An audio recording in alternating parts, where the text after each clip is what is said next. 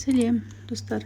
Бүгін біз борщ дайындайтын боламыз. Осындай әдемі, дәмді, пайдалы, ең бастысы пайдалы өнімдерден дайындалған. Осындай борщ дайындау үшін видеоны соңына дейін қарауға кеңес беремін.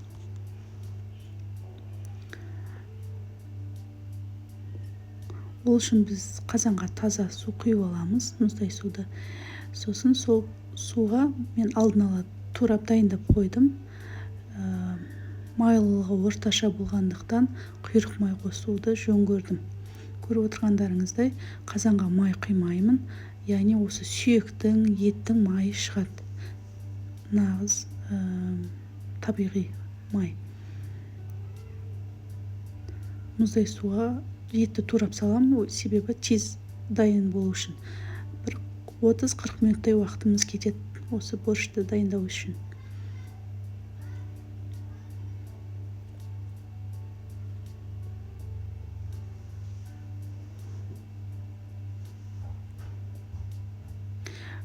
Бір қайнатып алам.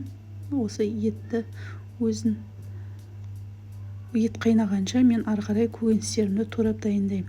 Негізі картоп қоспаса да болады, бірақ мен 5 литр борщқа 2 картоп қосуды жөн көрдім.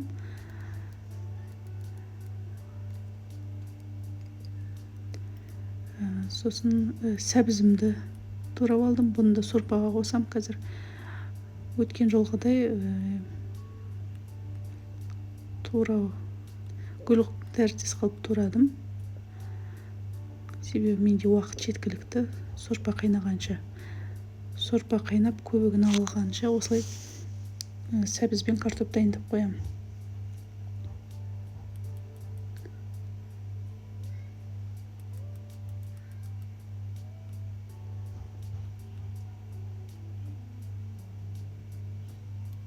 Көріп отырғандарыңыздай жуады турап қоямын. Бұған мен бірақ подливка жасаймын қазір. Көріп отырғандарыңыздай ет қайнады, менде көбігін алдым. Енді біз фасолін салдым, себебі фасоль көп қайнайды етпен бірдей. Сосын көріп отырғандарыңыздай лавр жапырағында салдым осы жолы. Ол да өзіндік бір дәмін береді. Ары қарай көкөнісімді жалғастырам. Тәтті бұрыш, яғни бұл да жаңа подливаға салынады.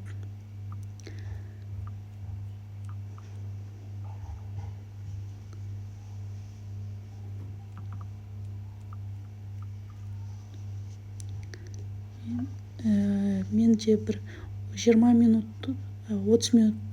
минут өткеннен кейін картоп мен морковын салам.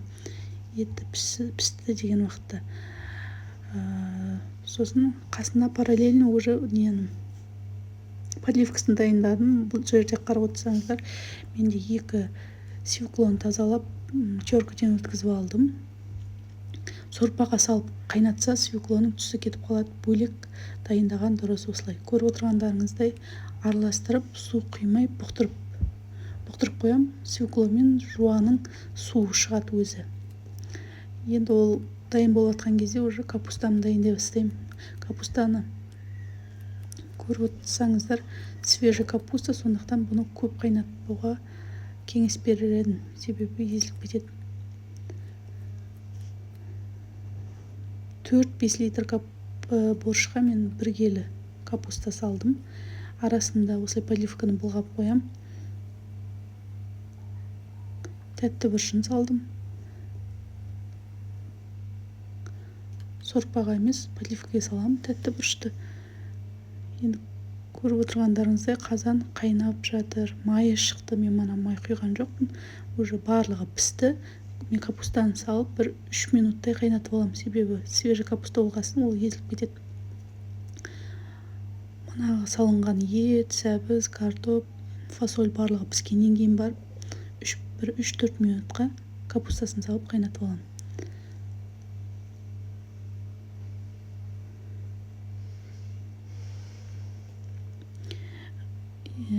Подливканы қарап отырсаңыздар, уже суы сарқылды.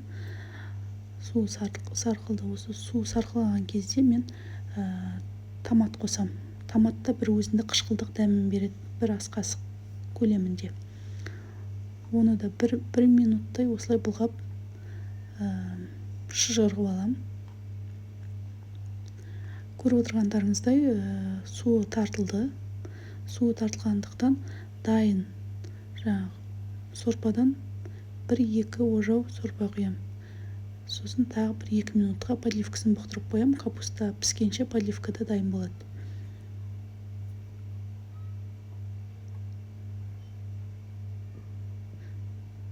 Міне көріп отырғандарыңыздай подливкасы дайын. Уже мен уксус құям. Жарты ас қасық немесе 1 шай қасық. Болмаса, уксусты жақтырмайтын адамдар болса, лимон қышқылын құюға да кеңес берем. Міне астын өшірдім. Осылай бұқтырып қоям да, капустамды да, сорпаның да астын өшіріп, осылай сорпаға қосамыз. 5-10 минут араластырып 1-2 минут, сосын 5-10 минутқа бұқтырып, содан кейін ұсынуға болады. Сол кезде барлығы біркелкі араласып, дәмі түсі өзгеріп, әдемі борщ пайда болады. Көріп отырсаңыздар, уже қызарып жатыр. Яғни свекланы бөлек дайындағанның пайдасы бұл жерде. Түсін әдемі келтіреді. Міне көріп отырғандарыңыздай қаймақ немесе майонез қосып ішіңіздер болады. Ас болсын, дайындап көріңіздер. Қоңырауша басып қойыңыздар, келесі видео шыққанда біліп отырасыздар.